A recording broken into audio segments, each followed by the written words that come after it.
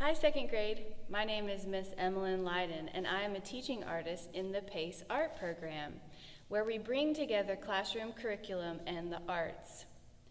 You may be watching this class from home, or you may be in your classroom with your teachers and classmates. Don't forget you can pause the video at any time. If something is confusing to you, raise your hand and ask your teacher or ask a parent. And if you just need a little bit more time with the art project, you can pause the video at any time. Today we're going to be working on a math lesson, but first I want to talk a little bit about flexibility, because in this math lesson we are going to be flexible with our thinking. We are going to use multiple, that means more than one, strategy in solving our problems. And we are going to use mental math, and we're going to exercise our brain with some mental math. What does it mean to you to be flexible? You might first think, well, it's the ability to bend and not break, right? Let's think about a part of our body that we can bend and not break. I notice my wrists are easy to bend and they do not break. Can you move your wrists with me? And in a circle? Good. What's another part of our arm that is bending and not breaking? Right here at our elbow. Can you straighten your arms and then bend them? Straighten them in front of you and bend them. Maybe bend them across your body and then straighten them down. Great. And our last thing, let's bend and not break. Working on some flexibility, we might notice a little bit of tension in our shoulders, right, second grade, if you've been sitting for a long time? And let's look to the right and other way. Let's look up and let's look down. And then let's make one big circle where we bend our neck and we see if it's flexible. How flexible is your neck? Can you look down? And then look up. Good job. Now, we understand flexible is bending and not breaking, but what about flexible thinking? What if you thought the same thing all the time in the same way? And what if you notice that you're doing that and you say to yourself, I'm going to have a new way of thinking? Maybe something your friend told you sparked an idea that was new. Well, flexible thinking is the ability to change the way that you think. What if we think about the way you go to school every day, or the way you drive home every day? If you're in your car with your family and you say, Mom, we drive the same way every single day, and she says, that's what we're going to keep doing. What if you suggested, could we try something new? And she said, no. Would your mom be flexible? But what if you tried and you said, Mom, can we try something new?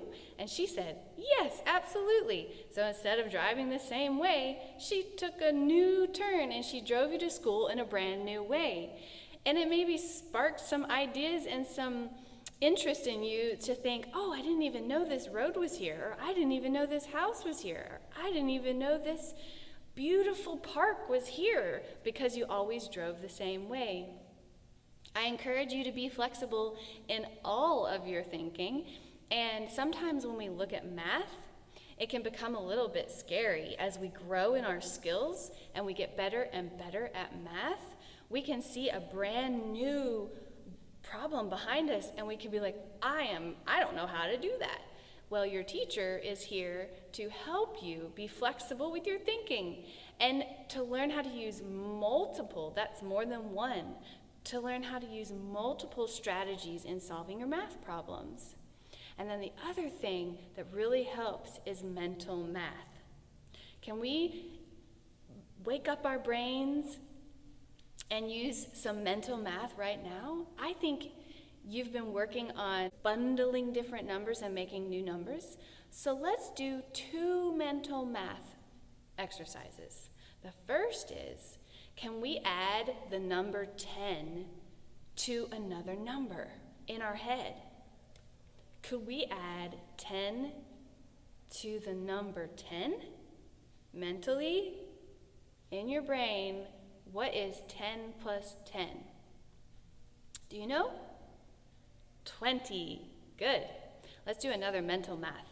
What is 10 plus 15? Can you add 10 to 15? 25. Let's see if you can do this. Can you mentally add 100 to another number?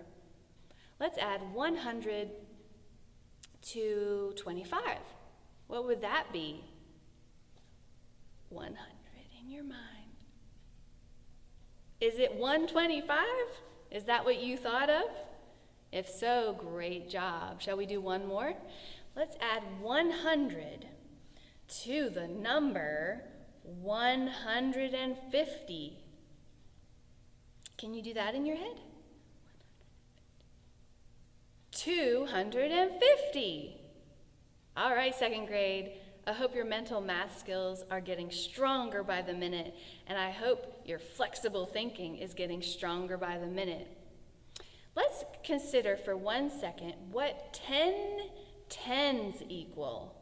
You've been learning how to bundle these things together to make a new number. 10 tens equal 100. Good. And 10 ones would be the number 10, right?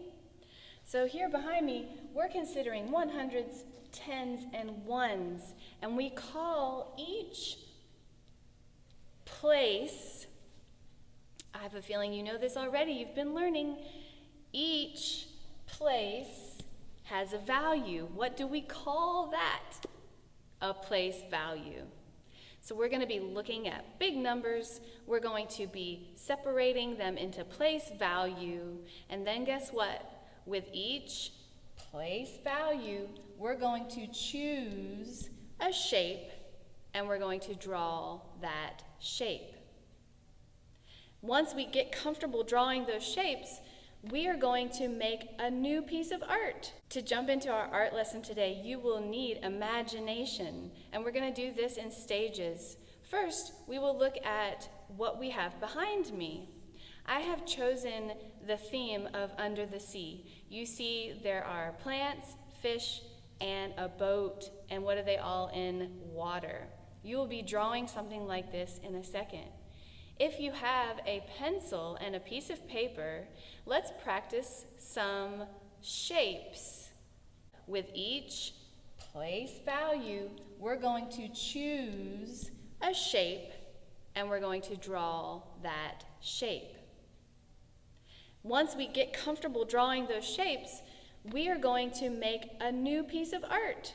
Now you might be looking at this and say, Ms. Emolyn, I recognize that it is in the sea, or under the sea in this case.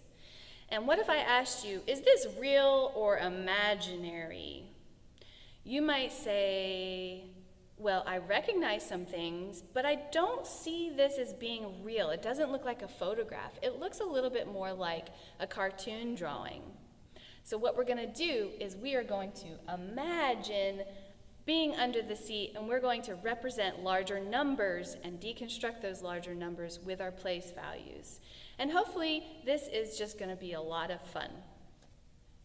Okay, gather a piece of white paper and a pencil. Now with this white paper, you can draw anywhere you want to, okay? And we're going to practice our boat shape, our fish shape, and our plant shape. And then I will tell you what each shape represents, what place value it represents. Now, if you look behind me, you can start trying to guess on your own, but if you are guessing, guess silently. I have a marker, but you have a pencil. Let's practice drawing the boat shape. We can also look up here for reference. Reference means a sign or a helper, okay? So on your page, next to the word boat, let's practice drawing the boat shape. Can you do it with me? Let's start with a straight line. This is a horizontal line and a curved line. Now we are using these shapes as symbols, right? Which means they're a little bit imaginary. We just want a simple shape to represent the place value of our math problem, of our number, okay?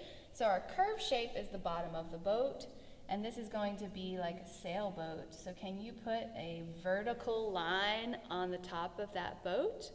Good. Next, we're going to practice our two triangular shapes. Can you put right next to the vertical line a triangle? Can you do another triangle? Let's put a sail on both sides of this. So our sailboat is going to have two triangles.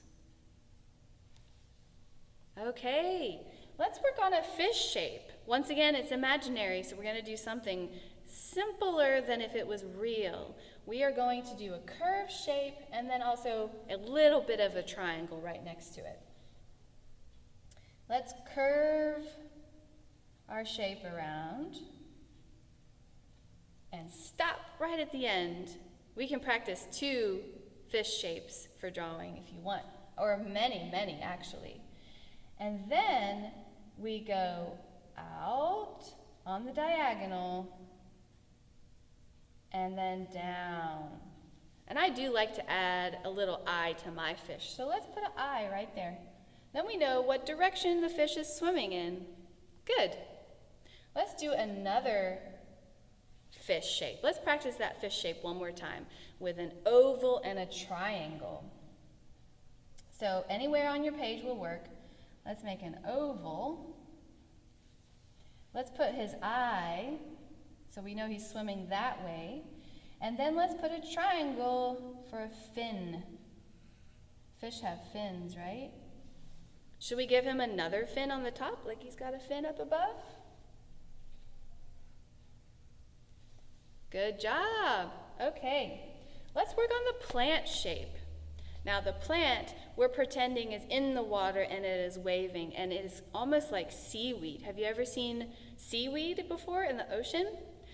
So it grows kind of long sometimes. So we're going to play around with a zigzag line, and we're going to make the shape of a very simple plant.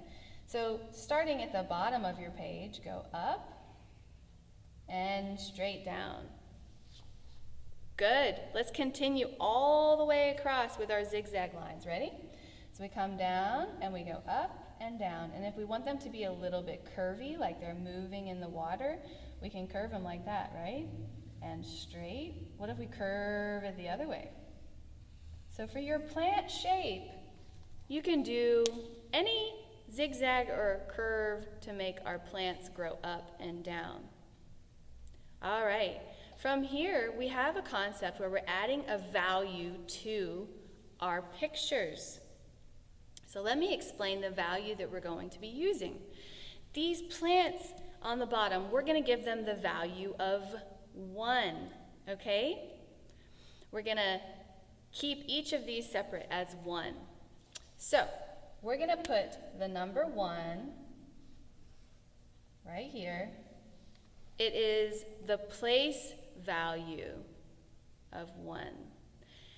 For the fish, each fish is going to represent a 10. So the place value is 10, okay? So we're going to write the number 10. And the boat, the big boat, is going to have a place value of 100. 100, okay? So let's write the number 100.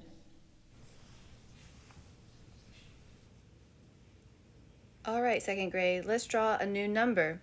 How about the number 152? 152. What would that look like in our under the sea drawing?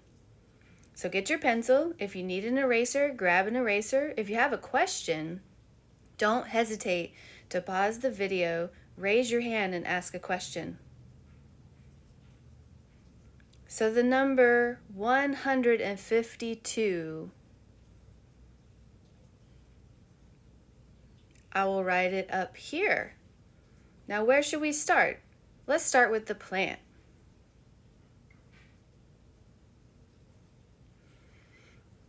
We have a 2 right there. Let's draw our plant. Zigzag lines to represent the 2. Make nice zigzag lines on the bottom of your page. How many do we need? 2.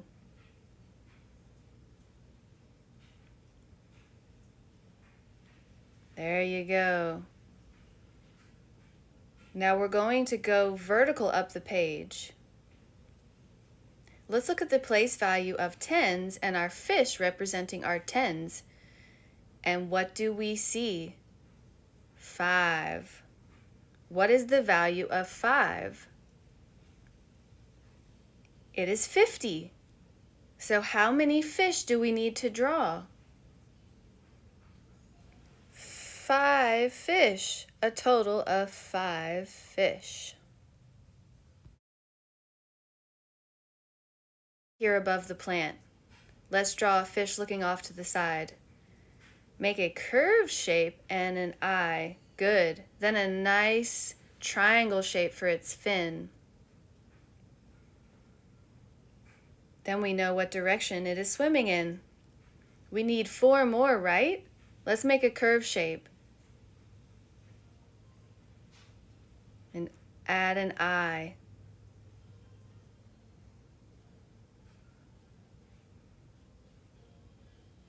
If you like to draw the fish where you connect it, let's make an oval shape.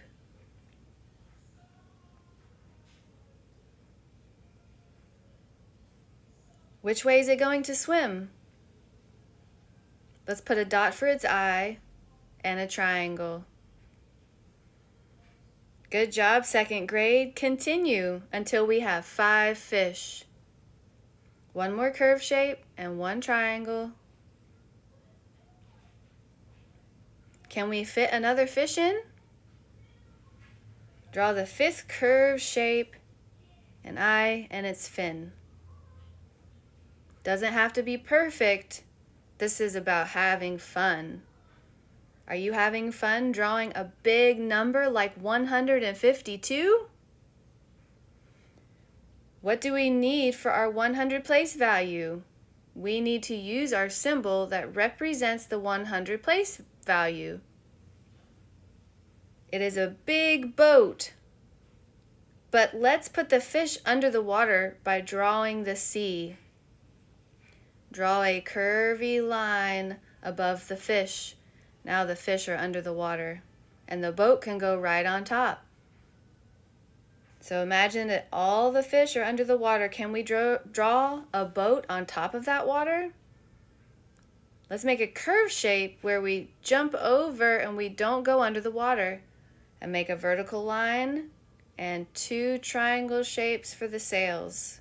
Right? The sails are shaped like triangles. Let's draw our 2nd number. Let's draw the number 38.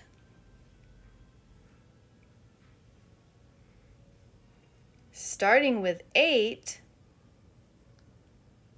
let's start with our plant again. How many parts of the plant do we need to draw?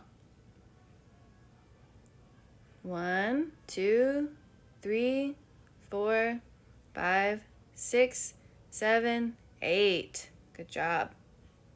A bunch of zigzags. Why do we need 8? Because each one represents the value of 8, which is 8 ones. Next,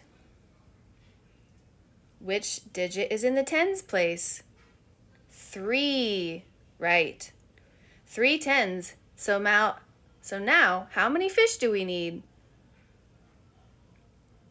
3 fish. Good job. Okay.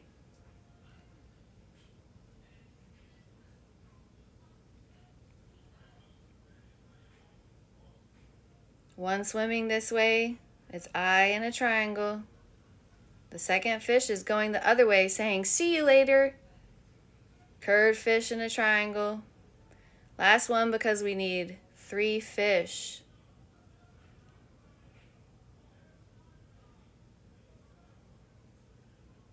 And a triangle. Now, do we have anything in the 100 place value? We do not. So do we have a boat? Sadly, we do not. One boat today. Now, let's add 38 to 152. Let's look at our number and ask ourselves a quick mental math question. Do you think we will have to bundle our ones together to make 110? Think about the answer.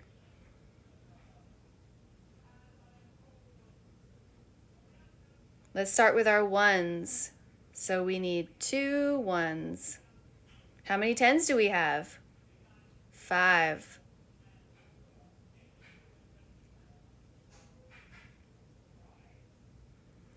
Five tens. Do we have anything in the 100s place? Yes, 1. Now let's do 38. What is the value of the 8?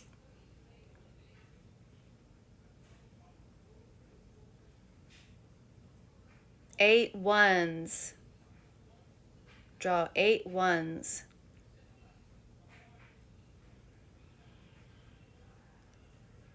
And what is in the tens place? 3.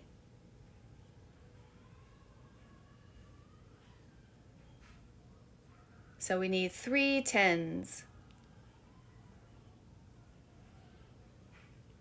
Let's take a look at adding them now. 152, that is, plus 38. Let's take a look at that. Let's count the ones. We count 10, so we need to bundle 10 ones. Let's count our tens. We add 1, so we have 9. Then 1 in the hundreds place. Look at the numbers and then look at your drawing. Can the drawing help show you what we need to do next?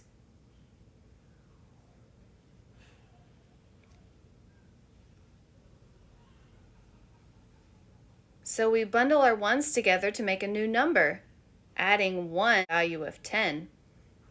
So now we need 9 tens. And then our 1 for our 100. We have 190.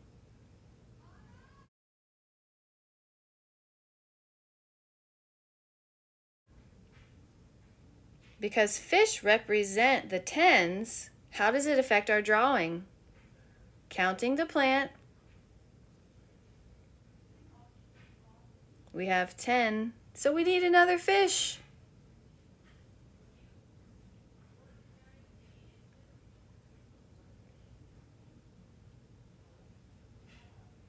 Counting the fish, let's add one more fish in.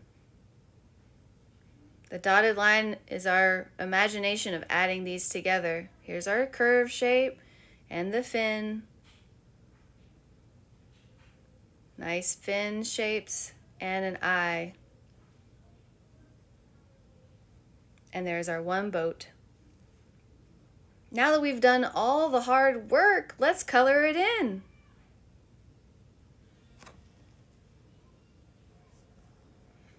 The first color we will be using to color the plant. Do you have a green? You can pick any shade of green that you have. Let's make the plant come to life by adding some green. Our math inspired our art. Does this give you a new perspective? Did the drawing help you see the math problem in another way? The math problem guided us along. Color in every part of the plant. And remember, the plants represent 1.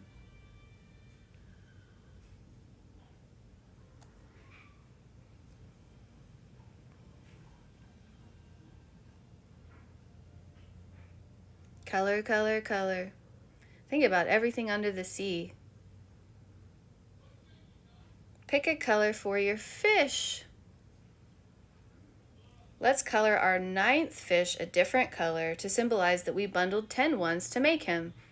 Color all the other fish That was 8 original fish. You can think about all kinds of things that live under the sea, all the sea creatures, as you color your fish. I often see fish that are the color of gold, so I chose orange. Fish come in many colors, so you can choose any color you want. Color all of the fish.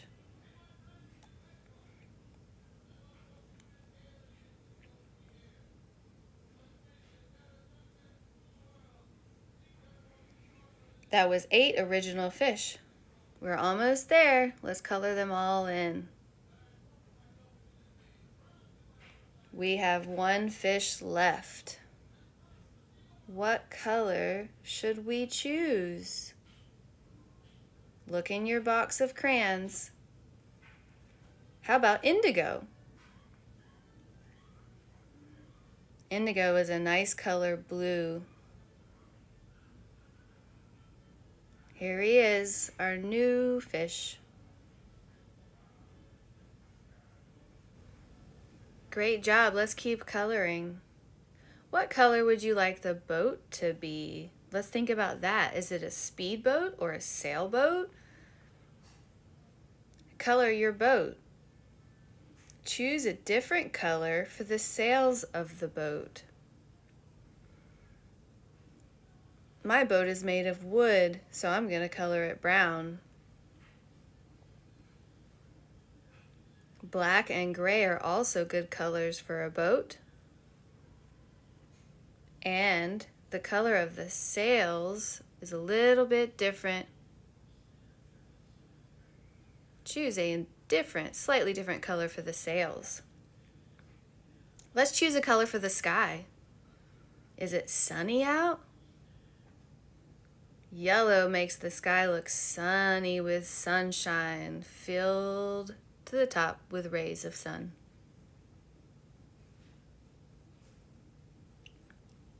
Adding color is bringing all of that hard work to life.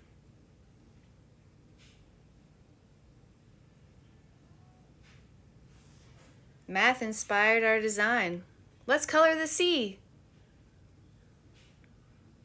Do you have a light blue like me? Everything is living a healthy life under the sea. Color it all in. Go around our new fish that was created by bundling the ones together. He's now in the school of fish.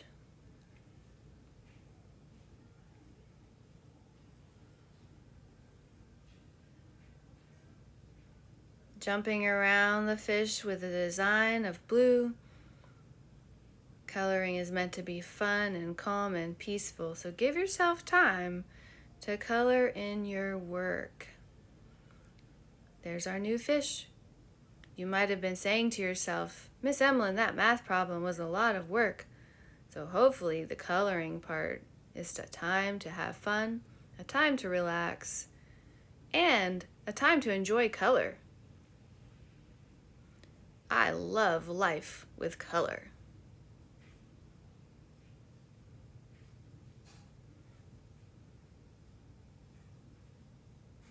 Another thing about using inspiration like math for art is that you get to explain how math influenced what you drew. You can explain to your mom and dad or friend how you took apart 152 and 38 and drew them, and then added them together, and it changed your drawing. Someone might ask, how did you have that idea? Someone might ask, why is that one fish blue? And you can explain how math helped you come up with a design like this. I challenge you, second grade, to look at design everywhere. Patterns, things that are realistic, sometimes things that are imaginary, and see if you can inspire your art moving forward, because there is art everywhere that can spark our imagination and get us excited to create new work. Keep making art.